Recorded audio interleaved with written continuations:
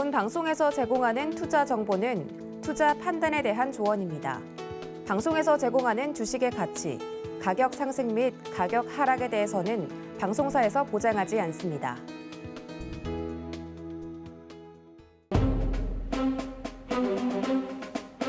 서경의 부장들 회의에 오신 여러분 환영합니다. 저는 오늘 회의에서 방송부장을 맡은 부부장입니다. 오늘 여러분들 어떻게 매매를 하셨을지 궁금합니다. 수능일이기도 해서 오늘 부장님들과 이야기를 좀 나눠볼 텐데요.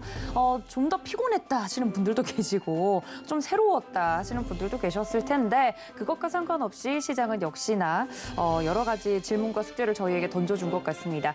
관련해서 저희가 회의 내용을 열심히 또 나눠보도록 할 테니까 회의에 참석해 주실 여러분들 전화, 문자 그리고 유튜브 채널 노란톡까지 열어두고 있을 테니까 많은 참여 부탁드리도록 하겠습니다.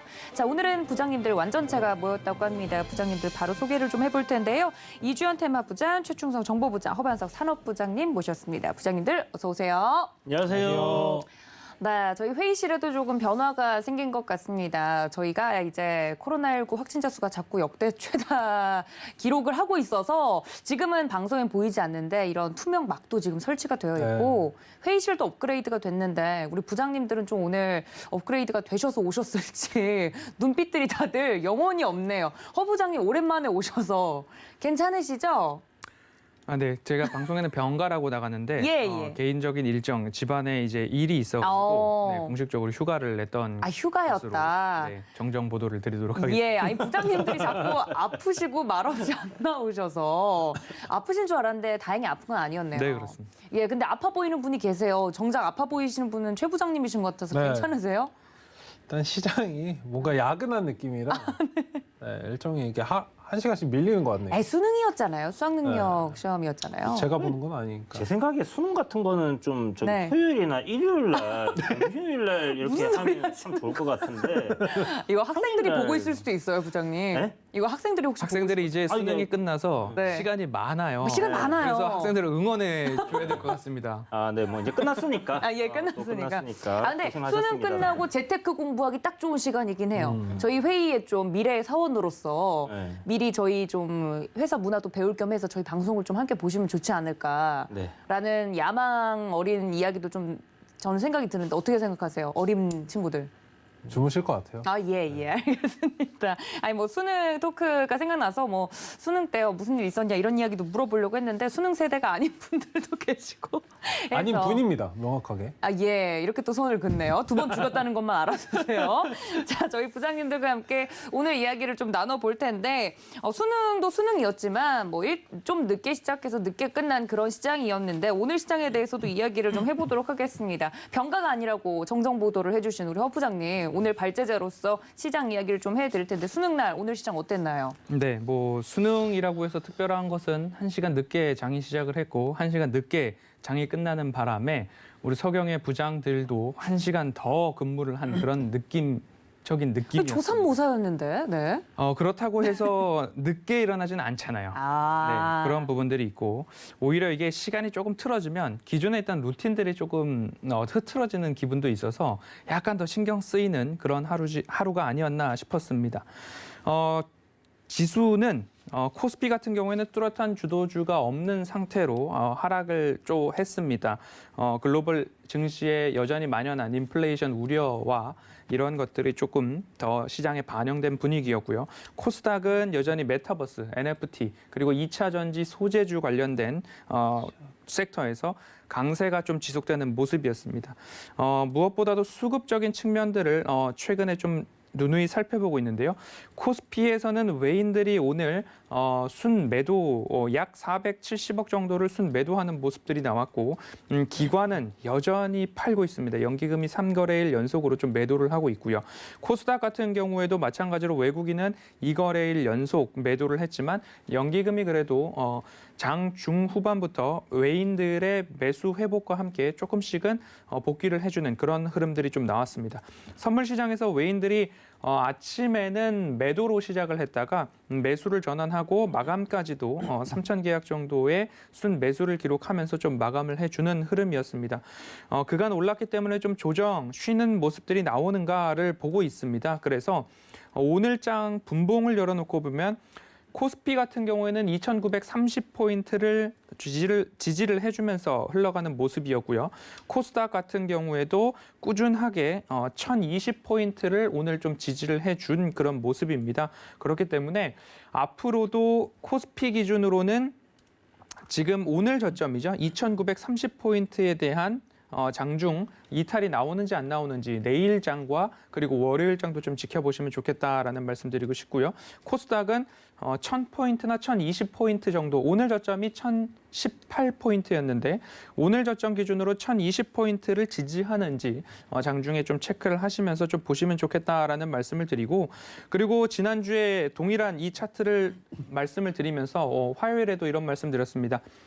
반등은 하고 조정도 나오고 그렇듯이 흔들리지 않고 피는 꽃이 없듯이 주가가 가더라도 흔들리면서 간다라는 말씀을 좀 드려왔던 것처럼 코스피는 다시 이 추세 라인과 딱 맞닿아 있는 흐름입니다. 코스닥은 추세에서 이제 우상향하는 모습들이 지속적으로 좀 나와주고 있기 때문에 그 모습들 좀 보시면서 제가 늘 강조드리고 있는 거, 조정에서는 내가 무엇을 해야 되고 반등에서는 내가 무엇을 해야 하는지 결국 포트폴리오 내실화이다라는 말씀 드리면서 오늘 시장과 내일 요일적 특성이 있는 금요일 시장, 그리고 다음 주에도 글로벌 증시와 함께 우리나라 증시의 수급까지도 좀 체크를 하시면서 흐름들을 보시자라는 말씀으로 정리를 해보겠습니다. 네, 흔들리지 않고 피는 꽃이 어디 있으랴처럼 오늘 뭐 수능일이라서 그런가요? 약간 그런 수능 문구에서도 그런 걸 가끔 쓰라고 하는 것 같긴 하던데 굉장히 시적으로 시장에 대해서 이야기를 해주신 것 같습니다.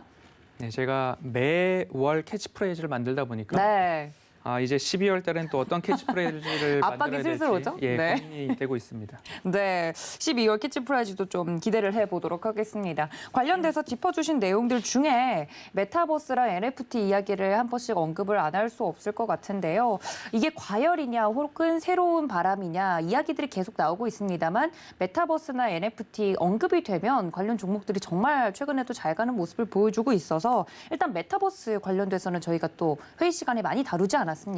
어제도 이야기가 나왔던 것 같은데 우리 최 부장님께 메타버스 관련주들은 좀 여쭤볼게요. 오늘도 강했죠? 네, 일단 강하게 상승을 했습니다. 아직도 뭐 재료들이 나오고 있고 사실 시장에서 움직일 종목들이 굉장히 좀 제한적이기 때문에 계속적으로 좀 상승이 나오는 모습인데 일단 기회가 있을 때 좀 잡으시고 올라가는 종목들 잡으시기보다는 기존에 이제 바닥권에서 준비하고 있는 종목, 지금 뭐 섹터가 그냥 전반적으로 다 상승을 하고 있기 때문에 바닥에 있는 거 그냥 주워 담으시면 됩니다. 일단 비중 조절이나 이런 거 통해서 좀 보시면 좋을 것 같은데, 물론 어제 조금 말씀을 드렸듯이 이런 흐름들이 좀 깨지긴 할 거예요. 굉장히 조금 불안정한데 오늘 아침에는 좀 그랬습니다. 수능 일치고 변동이 좀 있었다라고 말씀을 드리고 싶은데요. 아침에 좀 장이 좀 많이 흔들리고 빠졌죠. 일단 사실 이런 부분들이 메타버스나 게임 관련주들이 좀 낙폭이 나오면서 흔들리는 모습이었는데 어제 이제 방송에서 말씀을 드리고 네. 오늘 무너지는가? 라고 살짝 의구심이 들었는데 네. 수급이 이제 2차 전지 쪽으로 살짝은 몰려가다가 지금은 아직 아니야. 아직 아니야. 라고 이제 네. 다시 좀 자리를 잡는 모습이었는데 어쨌든 시장은 뭐 잠깐 흔들렸지만 안정은 찾았다. 메타버스나 관련주들 계속적으로 좀 체크해 보시면 게임주나 아직은 뭐 상승할 여력이 있기 때문에 뭐 올라가는 종목들을 잡진 마셨으면 좋겠습니다. 거의 굉장히 좀 과열돼서 올라가고 있기 때문에 바닥권에서 지금이라도 조금은 먹을거리가 있다라고 좀 보시면 좋을 것 같습니다. 네, 저희가 뭐 싸이월드 이야기부터 해서 네. 그런 이야기들을 자세히 했는데 오늘 고꾸라지는 거 아닌가 하고 저도 네. 살짝 아침에 힘들었었거든요, 마음이. 그런데 괜찮게 또 흘러가더라고요. 더불어서 NFT도 지금 심상치 않은데 우리 이 부장님, NFT 관련주들도 굉장히 강했죠? 지금 뭐 11월 달 제가 이제 들어가면서 얘기를 드렸던 것처럼 네. 뭐 NFT는 이번 달 우리에게 가장 계좌를 따뜻하게 해줄 수 있는 그런 테마가 될 거다라고 이야기를 드렸고, 새롭게 이제 만들어지고 시장에서 이제 주목을 받는 테마이기 때문에 보통 한 달 정도 이렇게 간다라고 보시면 돼요. 네. 그런데 이제 뭐 NFT뿐만이 아니라 뭐 메타버스까지 이렇게 포함해서. 엮여서 네. 거기다가 이제 뭐 컨텐츠에다가 게임에다가 뭐 IP를 하는 뭐 그런 기업들에는 뭐 다 갖다 붙여가지고 NFT다는 말만 나오면 그냥 뭐 급등이 나오는 그렇죠. 그런 상황으로 가고 있는데 굉장히 이제 큰 테마들이 형성이 된 것 같습니다. 그래서 기존에 이제 잘 가던 종목들 같은 경우에 뭐 지속적으로 우상향을 하고 있는 그런 상황이고, 야 이거 너무 많이 올라온 거 아니야? 라고 생각이 드는데 그런데 계속 또 가요. 갑니다. 네. 그러니까 이제 우리 2차 전지에서 뭐 에코프로라든지 에코프로비엠도 야, 이건 너무 많이 올랐는데 하는데 계속 가듯이 지금 약간 시장이 이 미쳤다라는 얘기를 사람들이 할 정도로 네. 그렇게 이제 가는 종목들이 계속 가는 그런 상황들이 이어지다 보니까 이럴 때는 같이 미쳐야 돼요. 이제 그런 얘기가 있습니다. 네. 진짜 미친 장에는 같이 미쳐야지 먹을 수 있다라는 얘기들이 있거든요. 그렇기 사실 뭐 때문에 작년부터도 네. 계속 그랬죠. 그렇죠. 작년에 이제 네, 워낙 작년에는 뭐 다 가던 시장이었고 다 갔습니다. 네.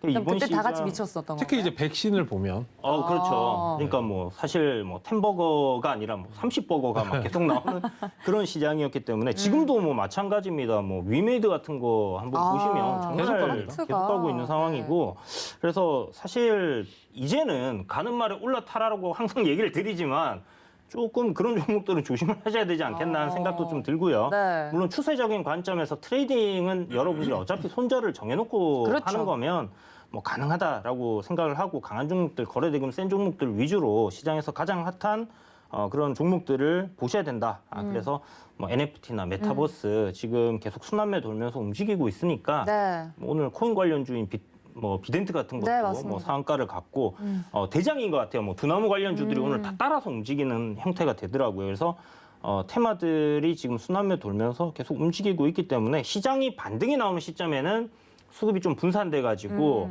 뭐 다른 뭐 전기전자라든지 네, 네. 그동안 못 다 같이 갔던 돌 것들이 좀 텐데. 움직일 수 있겠지만 현재는 뭐 일단 테마 장세기 때문에 그런 것들 위주로 비중을 너무 크게 넣지는 마시고 적당하게 이렇게 좀 소소하게 여러분들이 그래도 수익을 낼 수 있는 충분히 괜찮은 시장이니까 그런 쪽으로 한번 공략을 해보시면 좋을 것 같다라는 생각이 들고요. 뭐 NFT도 새롭게 계속 만들어지고 있죠. 뭐 그렇죠. 한글과 컴퓨터 관련주들도 막 NFT다 해서 다 올라오고 네. 있는 상황이고, 기존에 이제 대장주였던 뭐 돈나무, 네. 갤럭시아 머니트리죠. 잘 가고 있는 상황이고 하기 때문에 순환매 관점에서 눌림목에서 여러분들 좀 공략하신다면 괜찮을 것 같다라는 생각이 드니까요. 네. 지속적으로 계속 관심을 가지시고 새로운 어떤 뭔가 테마라든지 시장에 처음 들어보는 게 나오고. 뭔가 모멘텀이 탁 만들어져 가지고 기존에 움직이던 테마들이 이렇게 죽어가는 흐름이 나오지 않는 네. 이상은 요 흐름이 계속 이어질 것 같다는 생각이 들어요. 네. 관련돼서 뭐 지수 자체는 좀 정적인 모습이지만 그 안에서 좀 탄력을 받는 테마들은 여전히 강한 모습을 보여주고 있다. 메타버스랑 NFT 대표적으로 저희 부장님들이 좀 봐드렸는데요. 부장님들과 함께 이렇게 시장에서 이야기가 나오는 것들, 트렌드들 놓치고 싶지 않다 하시는 분들은 노란톡 들어오시면 되겠습니다. 문자 샵 0082번으로 지금 바로 부장님들 불러주시면 안내해드리고 있다는 점 알려드리도록 할게요.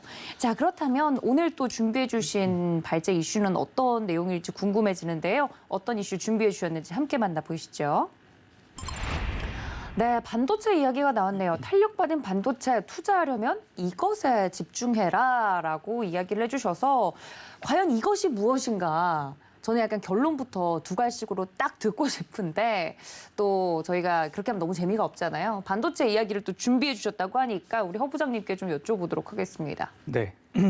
최근 시장의 흐름들을 좀 살펴보면요. 뭐 게임, 메타버스, 컨텐츠, NFT 이런 식으로 조금 순환매가 나오고 있는 모습 속에서 이번 주에 조금 특이한 모습들이 좀 나왔습니다. LG 이노텍이나 하이비전 시스템이나 하드웨어 쪽으로의 수급이 조금 옮겨가는가? 2차 전지 소재 쪽으로도 수급이 몰렸던 것처럼 그런 모습들이 흘러나오면서 하드웨어뿐만 아니라 OLED 소재 쪽으로 덕산 테코피아나 이런 모습들이 조금 나오는 모습들도 시장에서 포착이 되고 있습니다.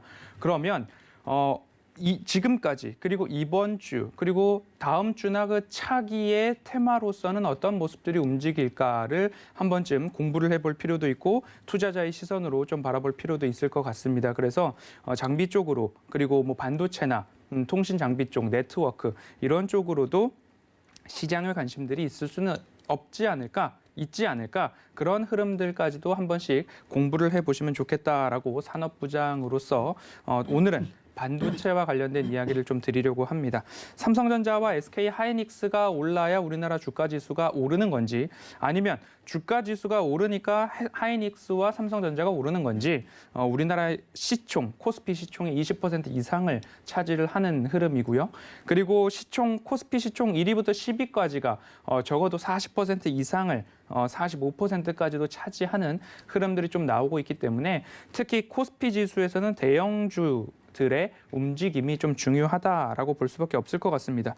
삼성전자는 1월 고점 대비 약 27% 조정이 좀 나왔죠.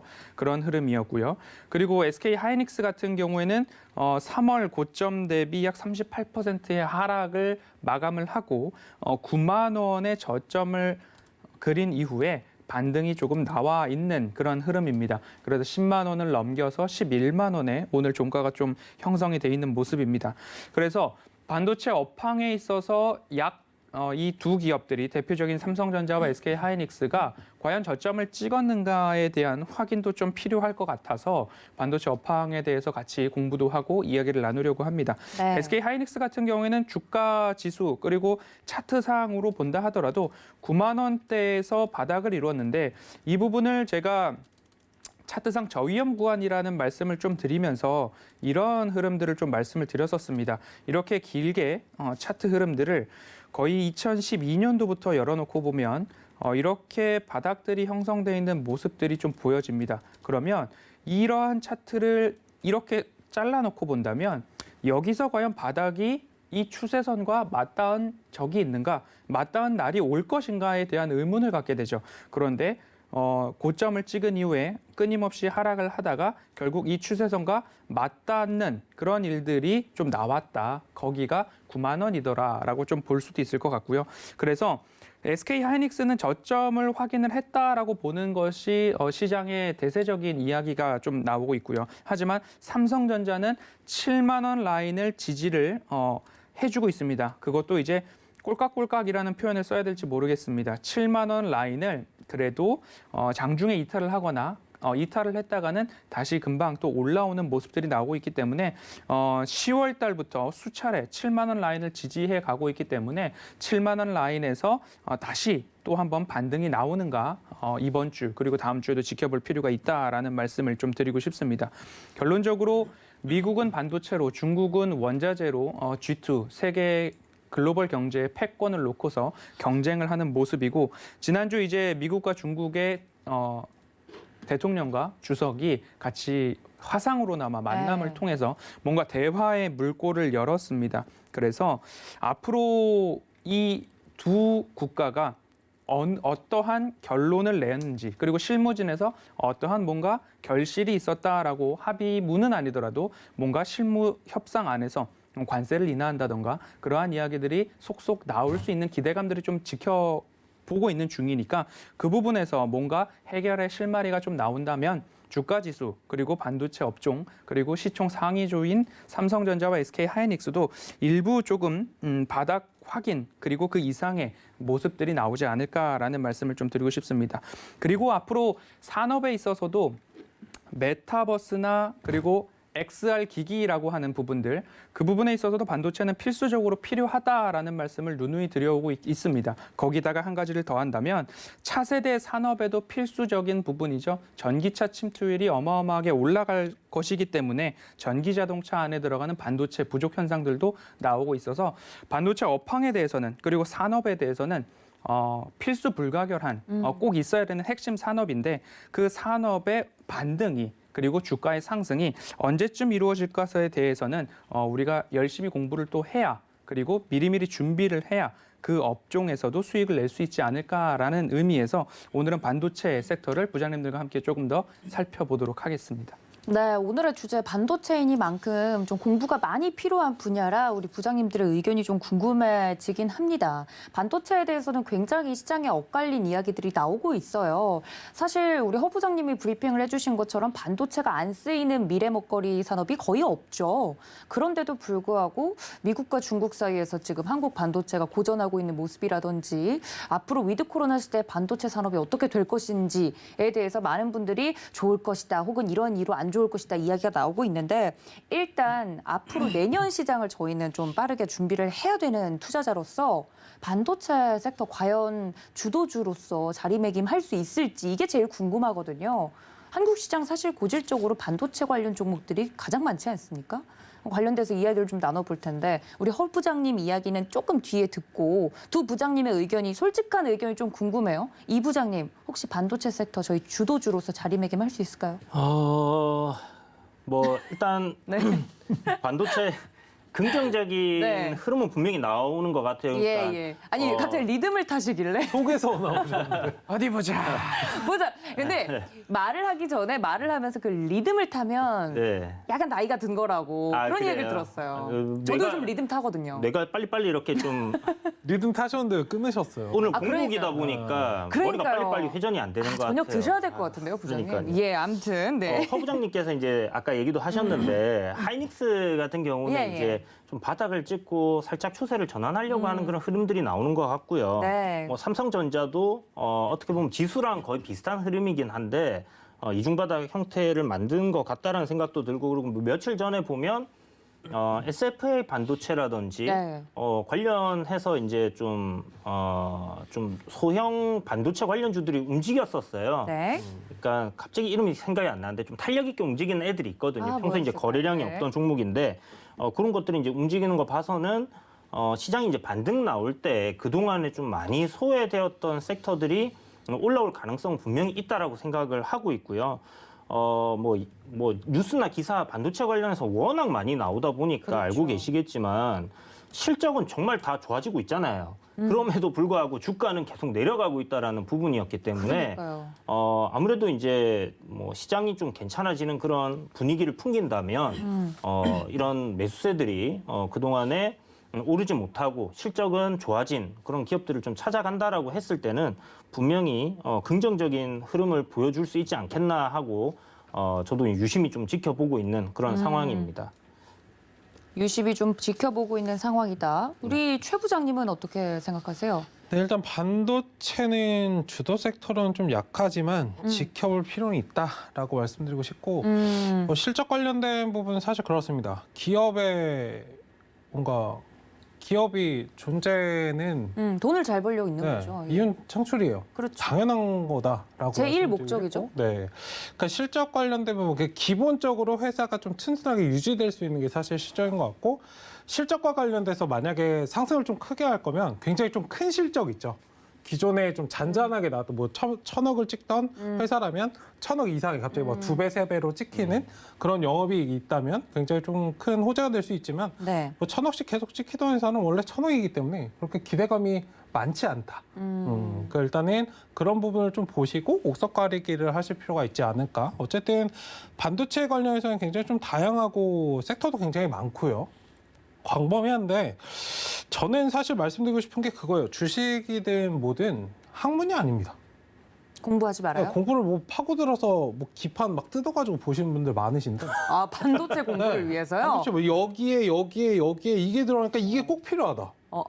라고 하시는 분들 많으시거든요. 그 기계를 다 뜯어서 네, 그 막 설계 이렇게 하셔가지고 오. 설계를 아예 뜯어 보시더라고요. 제대로 공부하시는 뭐 경제 방송에서도 보신 분들 많으실 거예요. 뭐차 있는데 여기 안에 여기 안에 오. 이게 있기 때문에 이건 꼭 필요하다. 이건 꼭 필요하다. 네. 이거다라고 하시는 분들 많으신데 네. 어쨌든 너무 이렇게 딥하게 들어가진 않으셨으면 좋겠어요. 아, 그래요? 네, 학문이 아니다라고 말씀드리고 싶고 주식은 그러니까 그거를 간과하시면 안 되는 것 같아요. 사실 주식에 뭐 코스피든 코스닥에 상장돼 있는 그런 종목들은 모두 다 재료를 가지고 있잖아요. 그렇죠. 네. 수급적인 부분이 굉장히 좀 중요하다. 물론 뭐 그런 게 좀 덧붙여지면 상승을 플러스되는 요인이 있겠지만 네. 일단 수급적인 부분을 좀 보실 필요가 있지 않을까. 수급적인 부분. 그러니까 내가 이 기계에서 여기가 중요하다. 내가 생각하는 게 중요한 게 아니고 남들도 다 그렇게 생각하고 투자를 해야 누가 이게 들어와야죠, 사실. 네, 옥션이잖아요. 들어와요? 그렇죠. 옥션이니까. 우리 발제자이신 허 부장님 생각도 궁금한데 어떻게 생각하세요, 부장님? 앞서서도 지수가 올라서 삼성전자가 오르는 건지 삼성전자가 올라서 지수가 오르는 건지 네. 솔직히 그렇게 구분이 명확하지 않은 우리나라의 코스피 거래소 시장이죠. 그래서 주도 섹터라고 하는 부분들이 강하게 시장을 이끌고 가는 건지 아니면 그곳에 유동성이 집중됨으로써 누군가가 말씀하신 대로 이 수급이 몰리고 돈이 몰리는 그런 흐름들이 나와야 주도 섹터라고 인정을 해주는 건지 이 주도 섹터를 뭐라고 정의할 것인가에 따라서 좀 다를 것 같은데요. 시장을 강하게 견인하는 상승률로서의 주도 섹터보다는 지가 지수가 우상향할 때 필수적으로 동반되어야 되는 섹터가 반도체 섹터다라는 의미에서 주도 섹터라는 의미 그리고 주가 지수의 바로미터라는 의미로서 반도체 섹터는 좀 바라볼 수 있지 않을까라고 말씀을 드리고 싶고요. 네. 그리고 반도체 분야 굉장히 광범위하다라고 말씀해 주셨습니다. 뭐 IDM이라고 하는 종합 반도체 회사가 있고요. 팹리스 공장이 없는 거죠. 그리고 파운드리 생산만 합니다. 그리고 OSAT라고 하는 후공정 섹터도 있고 그 안에서 소재 장비 부품 나눌 수 있고요. 그 안에서 또 웨이퍼 세정 포토마스크 식각 증착 패키징 테스트 모두 다 나눌 수 있는데 여기서 말씀하신 대로 실적이 우상향하는 기업들은 기본적으로 1차적인 필터링 할 때 실적을 보시고 네. 실적이 가라앉아 있다가 이것 때문에 실적이 앞으로 뭐 두 자릿수 이상으로 매해 올해 내년 후년도까지 증가하는 기업들로 또 필터링을 해보시고 그리고 이 기업은 예를 들어서 제가 요즘에 이런 말씀을 많이 드립니다. DDR4가 가고 DDR5가 오고 있다. 이러한 전환기에 있어서 또 수혜를 볼 기업들이 분명히 있다라는 것들을 좀 기준점으로 놓고 참고를 하시면 반도체 섹터가 주가지수 상향에 있어서 동반되는 필수적인 섹터이기 때문에 차츰차츰 찾아볼 필요가 있다라는 말씀 드리고 싶습니다. 네, 다음 질문과도 좀 맥이 닿아 있는 것 같은데요. 뭐 반도체 진짜 설명해 주신 것처럼 나눌 수 있는 기준에 따라서 천차만별로 나눌 수 있을 것 같습니다. 그렇다면 내가 포트폴리오 내 반도체 종목을 하나 정도는 사고 싶은 거예요. 초보 투자자가. 그렇다면 그 매수 타이밍에 대해서 물어볼 수 있잖아요. 아까 말씀해 주신 것처럼 뭐 1,000억 벌던 회사가 2,000억 버는 그 타이밍이 대체 언제쯤일지 이런 것들을 반도체 공장은 굉장히 예민하게 돌아가고 있는 분야라고 제가 들어서 좀 미리 좀 사두고 싶은 그 타이밍을 잰다면 우리 부장님들마다 좀 시각이 좀 다를 것 같은데 언제쯤 매수 타이밍을 잡는 게 좋겠습니까? 반도체와 관련돼서는. 글쎄요, 언제라고 딱 집어서 얘기가 어려운 게 네. 전에 말씀하신 것처럼 종류가 다 너무 다양하고 다양해서. 다 같이 움직이진 않는단 말이에요. 그러니까 뭐 특정한 어떤 부분에서 사고 싶다라고 이제 생각이 드는 그런 부분들을 봐야 되는 건데 콕 집어서 이제 뭐 오늘 사세요, 내일 사세요 이렇게 얘기 드리기는 좀 네. 어려울 것 같아요. 2주 뒤에 사세요. 이렇게 할 수 있는 건 아니잖아요. 네, 그렇죠? 저는 일단 뭐 하이닉스 같은 경우는 괜찮아 보이긴 한데 차트상? 네, 차트상 괜찮아 보이긴 한데 뭐 사실 기업 내용은 뭐 더 이상 제가 뭐 얘기를 한다고 해서 달라질 것도 없는 거고 다들 알고 계시는 거고 그렇죠. 주린이 분들도 빠삭하게 알고 아유, 계시더라고요. 공부 많이 하시더라고요. 네, 그래서 뭐 차트적인 부분을 보고 어차피 타이밍을 잡는 거는 차트니까 네. 타이밍을 이제 잡는다라고 봤을 때 SK 하이닉스를 한번 보면 일단 뭐 상승 흐름을 좀 가져가고 있다라고 봐야 될 것 같아요. 근데 오늘 사실 좀 제가 출근하기 전에 네. 안 좋은 이야기들이 나온 기사를 좀 보고 왔어요. 출근을 언제 하셨어요? 네, 여기로 오기 전에. 여기로? 네, 여기로 오기 전에. 야근 중 아니신가요? 맞네요. 네. 아유. 네, 야근을 다시. 위해서 제가 이제 사무실 또 이제 출근하는데 보니까 예. 지독한 일단, 컨셉. 네. 네, 일단 뭐 연초부터 계속 내림세를 타고 내려오던 주가가 네. 이제는 추세대 저항을 돌파를 하고 오름세로 지금 전환을 할 수 있는 그런 위치에는 놓여 있다라고 보여지고요. 다만 이제 올라갈 때마다 그동안 내려왔을 때 여기는 이 윗구간은 대한민국의 많은 분들이 물려 계신 구간이 될 겁니다. 그러면 네. 올라올 때마다 이제 본전 심리가 작동을 하기 때문에 그렇죠. 물려 있었으니까. 쉽게 올라가 네. 주지를 못해요. 그렇지만 만약 이 반도체 쪽에 어떤 상당히 좀 괜찮은 모멘텀이 불어준다든지 뭐 그런 부분 호재가 있다라고 모두가 인식을 하게 됐을 때는 아마 주가가 좀 강하게 좀 올라갈 가능성은 여전히 놓여 있고 추세적인 부분에서 이제 내리막길을 멈췄기 때문에 네. 그런 관점에서 일단 뭐 정확하게 지금 어떤 구간이라고 말씀드리기는 어렵지만 네. 지금 구간에서 음봉으로 만들어질 때마다 뭐 하루에 뭐 한 주나 두 주, 많게는 뭐 10주, 뭐 금액에 자기가 가지고 있는 금액에 따라서 분할 매수 관점으로 좀 접근을 해본다면 크게 나쁘진 않을 것 같아요. 그렇다고 뭐 SK 하이닉스를 뭐 오늘 사서 내일 당장 5% 먹고 팔아야지 이런 분들은 없으실 그렇죠. 거니까 네. 장기적인 관점으로 당연히 접근을 한다라면 뭐 나쁘지 않다 생각이 듭니다. 그래서 한 11만 원에서 한 10만 원대 사이에서는 분할 매수 관점으로 좀 접근을 할 수 있는 구간이다라고 생각을 하니까 그렇게 좀 접근을 해보시면 좋을 것 같아요. 예시로 SK 하이닉스 이야기를 좀 해주신 것 같아요. 관련돼서 혹시 또 첨언하고 싶으신 분 계실까요? 네, 앞서서 차트를 좀 보여드렸죠. 2012년, 15년도 정도부터 차트 추세상 저위험 구간이라는 말씀을 좀 드려왔는데요. 늘 사상 최대치의 실적을 내고 있는 기업이 고점을 찍고 나서 고점을 찍을 당시만 해도 이런 이야기들이 언론에 계속 나왔죠. 반도체 슈퍼사이클 그리고 수출액 증가, 최대 매출, 최대 이익 이야기들이 계속적으로 나왔습니다. 그런데 그 이야기가 잠시 지나고 나자 D램 가격 하락에 대한 이야기가 끊임없이 연출이 되고 그리고 나서 외국계 매도 보고서가 또 나옴으로 인해서 이 하이닉스 차트입니다. 하이닉스 차트에서 이 추세 하단부가 2016년도부터 이렇게 만들어져 있었는데 이 구간에서 굉장히 점프가 나왔죠. 그리고 슈퍼사이클이라는 이야기와 D램 가격 하락이라는 이야기, 외국계 매도 보고서가 나오자 이 추세 하단까지 내려오고 말았습니다. 이럴 때는 이 기업에 대해서 공부가 되어 있다면 그리고 이 기업이 돈을 잘 벌고 있는지 기업의 이윤 창출을 잘 하고 있는지 그리고 이 기업이 더 악재가 나올 것인가 여러 가지 부분들을 좀 판단을 한 이후에 외국계 매도 보고서가 정말로 이 기업이 잘못돼서 이 기업의 펀더멘털 자체가 흔들렸기 때문에 그러한 납득 가능한 사유들을 하나하나 다 적어놨다면 그 보고서를 정말로 잘 참고할 필요가 있겠죠. 그런데 보고서가 나온 이후의 수급 상황을 본다면 외국계 창구에서 그리고 외국인 수급이 순매수로 지속적으로 돌아오는 모습들이 좀 관찰이 됩니다. 그럼 우리는 그것을 어디서 겪었느냐?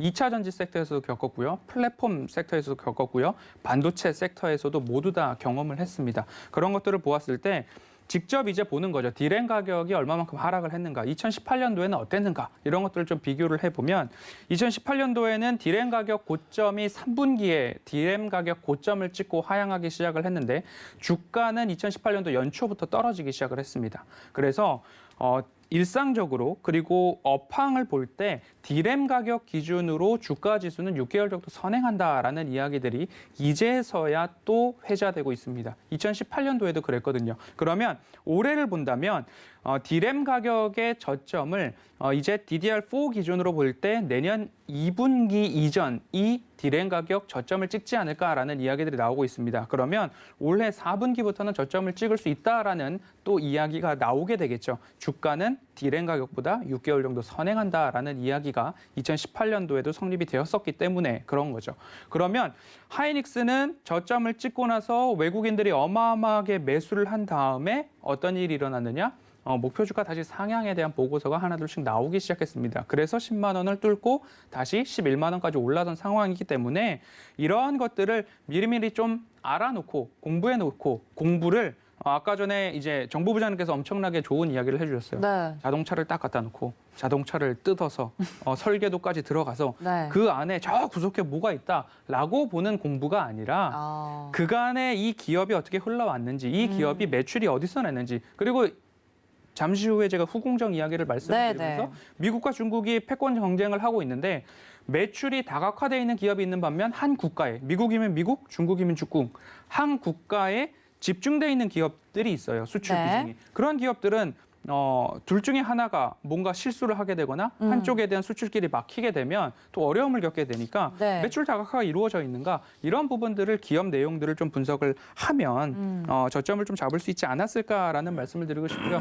끝으로 DDR4가고 DDR5 온다 지속적으로 말씀을 드렸고요. 2018년도에 D램 가격이 저점 대비 고점까지의 상승률이 154%였습니다. 21년도 기준으로 D램 가격이 저점 대비 고점까지 50%, 51% 상승을 하고 다시 이제 조금 하향을 하고 그럼 DDR5에 갔을 때에는 어떤 가격에 대한 형성이 일어날까? 그런 부분들까지 살펴보신다면 앞으로 반도체 섹터에서 집중해 볼 만한 기업들을 찾아낼 수가 있을 것이다라는 이야기 드리겠습니다. 네, 반도체 관련돼서 사고는 싶은데 매수 타이밍과 그리고 어떤 쪽을 봐야 될지 궁금하셨던 시청자분들께 어느 정도 좀 팁을 드린 것 같아요. SK하이닉스 두 분의 의견을 좀 종합해 보면 어느 정도 저점을 다지고 머리를 좀 튼 것 같다라고 긍정적으로 평가를 해주셨는데 뭐 막간을 이용해서 SK하이닉스 이야기했으니까 삼성전자 이야기 안 할 수 없지 않습니까? 네. 삼성전자는 아까 우리 허 부장님이 꼴깍꼴깍한다 이렇게 표현을 해주셨는데 왜 그렇게 삼성전자는 머리를 쉽게 돌려주지 않는 건지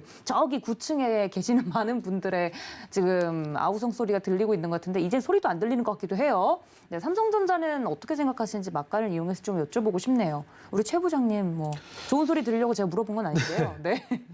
일단 SK하이닉스는 예, 예. 삼성전자 차트 보시면은 그냥 비교가 딱 되는데 네, 인상을 쓰지 마시고. SK하이닉스는 괜찮습니다. 기존에도 뭐 저점 다졌을 때 뭐 1조 인텔 1조 관련돼서 뭐 악재가 갑자기 뭐 나왔다고 하면서 말도 안 되게 그냥 주가 훼손시켜서 그냥 사세요 이랬거든요.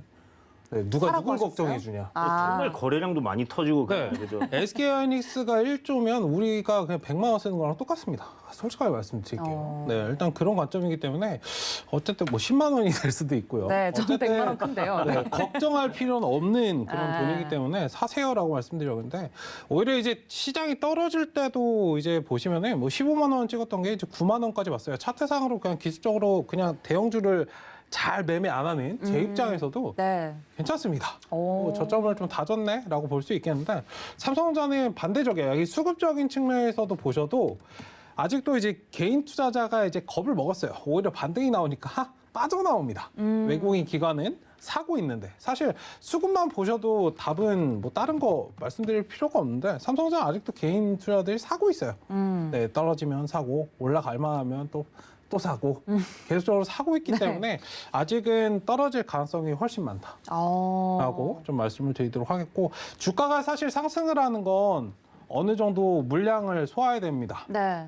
메이저 뭐 안타까운 현실이지만 사실 돈을 개인 투자자들한테 돈 벌어주려고 차트를 만들지는 않거든요. 네. 네, 그렇기 때문에 자기네들이 돈 벌려고 하는 거지 네. 자기네가 힘을 써서 하기 때문에 어쨌든 그런 관점에서는 좀 물량을 어느 정도 좀 정리할 시간이 필요한 지금 구간이다. 뭐 지금 자리에서 뭐 시원하게 떨어뜨리고 가면 좋겠지만 네.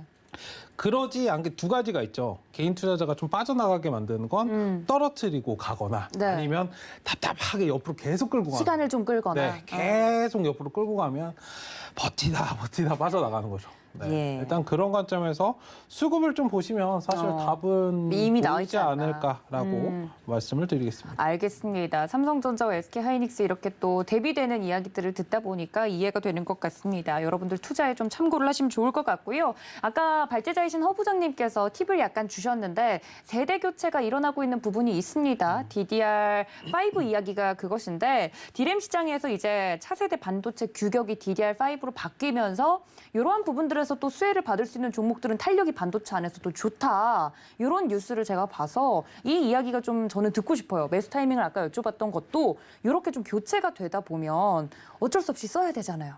규격이 바뀌면. 그럼 네, 수혜가 좀 직접적으로 올 수 있지 않을까. 이런 생각이 지금 드는데. 디램 가격 하락이 나오는 이유가 네. 재고에 대한 부분들에 대한 것들을 체크해 볼 필요가 있습니다. 재고요. 네. 네. 글로벌 공급망이 훼손되면서 재고를 미리 세트 업체들이 많이 좀 쟁여놨습니다. 그런데 그 쟁여놨는데 마음대로 가격이 올라서 팔 줄 알고 재고를 높게 쌓아놨는데 오히려 디램 가격 하락에 대한 우려가 커지면서 세트 업체들도 그 재고를 덤핑시키듯이 조금 시장에 조금 풀었다가 보니까 디램 가격이 더 떨어지는 현상들이 또 나타났죠. 네. 그런데 공급망 쇼티지가 오래 지속되다 보니까 이것도 점점 재고에 대한 부분들이 많이 모자란다. 그래서 예전에는 문제가 되는 부분들이 수요 입장이 아니라 공급하는 입장에서 재고가 너무 높으면 가격이. 이거 팔아야 되는데 네. 그러나 반도체 생산 라인은 멈출 수가 없고 그러면 생산 쪽에서 가격 경쟁력이 없어지면 문제가 큰데 지금 입장에서는 생산 쪽도 약 2주 미만의 재고를 가지고 있고 대충 평균적으로는 한 6주 정도를 가지고 있어야 정상적으로 보고 있는데 2주 정도의 재고를 가지고 있고 그리고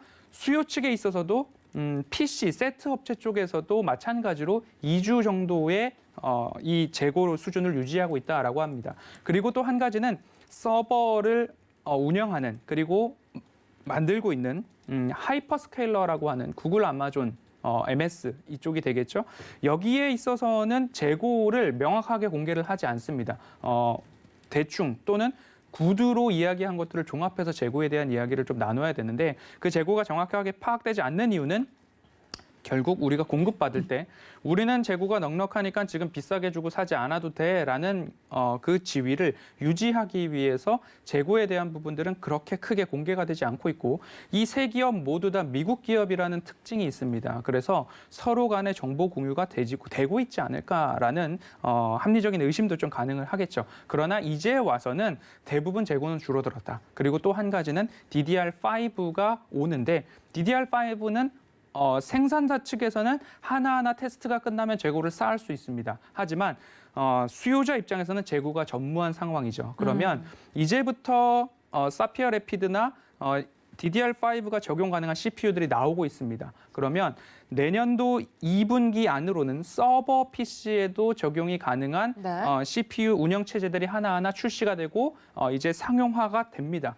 그러면 거기에 앞서서 미리 DDR5는 준비해서 납품을 해야 되는데 이 부분에 있어서 가격 경쟁력이 DDR4에 비해서 올라가더라라는 부분이 가격적으로 DDR5 가격 하락의 끝을 또 볼 수 있지 않을까. 그리고 한 가지 더 희망적인 부분은 네. DDR4에서 DDR5 교체까지 약 2년에서 3년의 시간이 걸린다라는 거죠. 그러면 수요자 입장 뿐만 아니라 공급자 입장에서도 모두 다 DDR5를 목맬 수밖에 없는 상황이 나올 수도 있다. 그 중에 하나는 저는 반도체 하면 후공정을 좀 말씀을 드리고 있습니다. 네.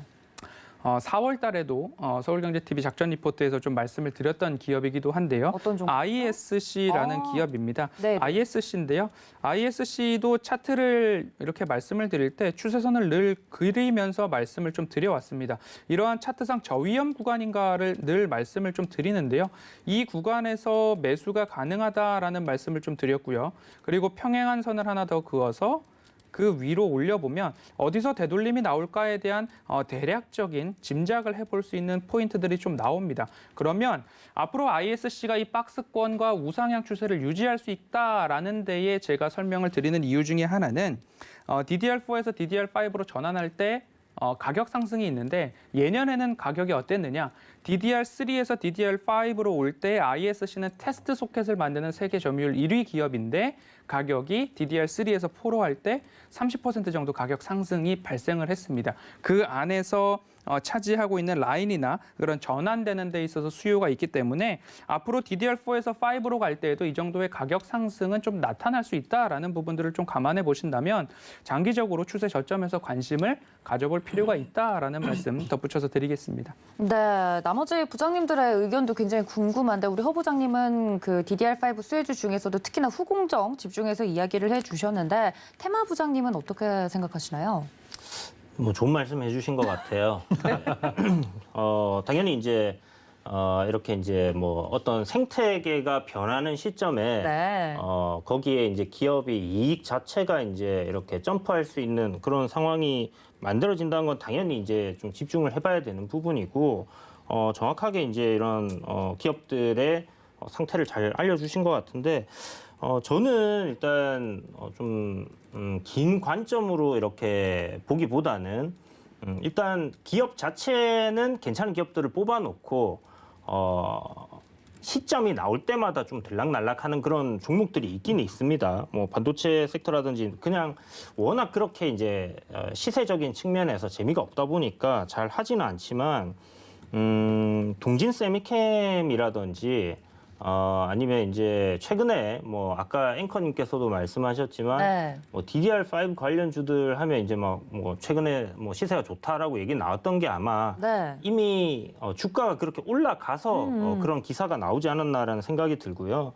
뭐 심텍이라든지 뭐 코리아 서킷이라든지 네. 그다음에 뭐 대덕전자라든지 이렇게 그 PCB 관련된 패키징 관련된 기업들이 최근에 보면 실적적인 부분이 좀 많이 좋아지고 있어요. 그래서 이제 실적 대비해서 저평가되어 있는 부분들이 그렇게 최근에 좀 많이 올라왔기 때문에 그 괴리율이 많이 줄어들기는 했지만 그래도 여전히 긍정적으로 좀 볼 수 있는 흐름들이 이어지고 있고 저는 밑에서 잡기보다는 가급적이면 달리는 말에 올라타는 걸 좋아하기 때문에 네. 이게 실적이 됐던 어떤 모멘텀이 됐던 무슨 이유가 됐던 간에 이미 이제 허 부장님처럼 스터디를 통해서 저점에 매수하는 사람들이 있는가 하면 네. 추후에 그것들을 발견을 해서 계속 매수세가 이제 붙는 거죠. 그렇죠. 사람이 그래서, 사람을 부르는 거죠. 예, 매수를 클릭할 수 있는 이유가 분명히 있기 때문에 사람들이 들어온다라는 관점으로 접근을 하기 때문에 그런 부분에서 신고가를 가면서 강한 흐름을 보여주는 종목들 위주로 좀 공략을 하고 있습니다. 그래서 그런 걸 봤을 때는 지금 좀 전에 말씀드렸던 종목들이 신고가 고점 박스권을 돌파하고 새로운 시세를 만들어내는 그런 위치에 놓여 있는 기업들이다 보니까 좀 관심을 갖고 본다라면 뭐 많은 분들이 너무 많이 올라서 위험해요라고 그러니까요. 생각을 하시는 분들도 있지만 사실 바닥에서 사도 지하실 가는 경우들이 많거든요. 네. 그렇다면 손절가를 딱 잡아놓고 진입을 하는 거라고 생각을 했을 때는 네. 결국 뭐 위에서 사는 것도 뭐 나쁘지 않다. 결국 이제 내가 어느 정도의 폭을 가지고 처음에 진입할 때 네. 이런 가격이 깨지게 됐을 때는 손절을 할 하고 거야. 나오고. 이 네. 정도 가격이 왔을 때는 내가 익절을 할 거야라는 계획을 잡고 들어가냐 아니면 아무 생각 없이 들어가냐의 차이라고 생각을 그렇죠. 하고요.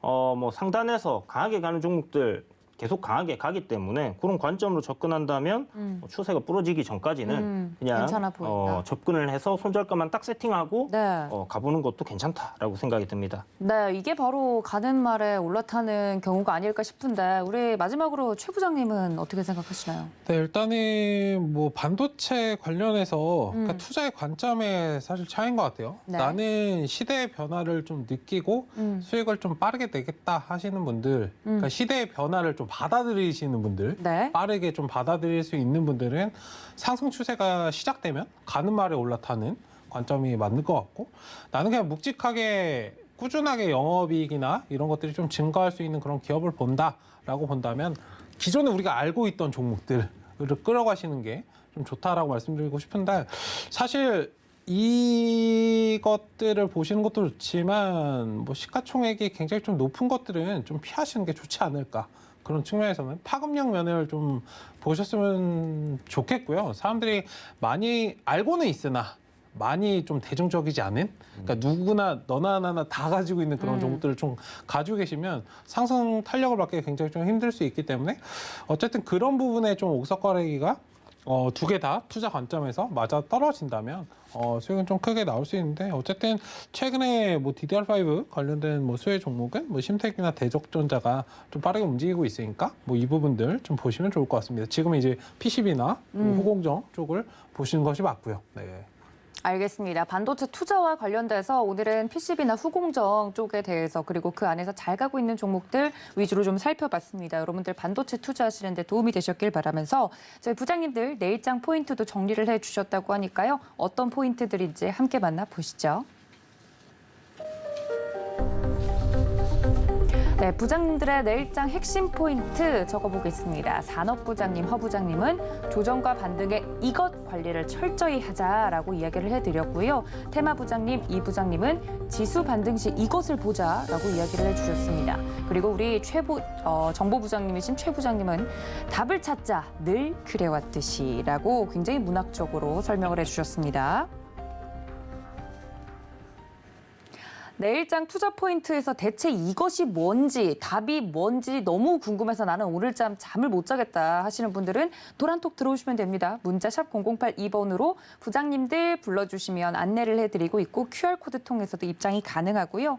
그리고 12월부터는 저희 서울경제TV 최고의 전문위원님들 직접 만나보실 수 있습니다. 시크릿 강연회 준비를 하고 있는데요. 노란톡을 들어오시면 되는데 서울경제TV 시크릿 강연회 검색을 하시면 들어오실 수 있다는 점 알려드리도록 하겠습니다. 자, 이렇게 이야기를 나누다 보니까 저희 회의 마칠 시간이 됐는데요. 본 방송에서 제공해 드린 정보는 투자 판단에 대한 조언일 뿐 해당 주식의 가치나 수익률을 보장하고 있지 않다는 점까지 알려드리면서 저는 오늘 부장님들과 함께 여기서 인사드리겠습니다. 회의 함께 참석해 주신 여러분 감사합니다.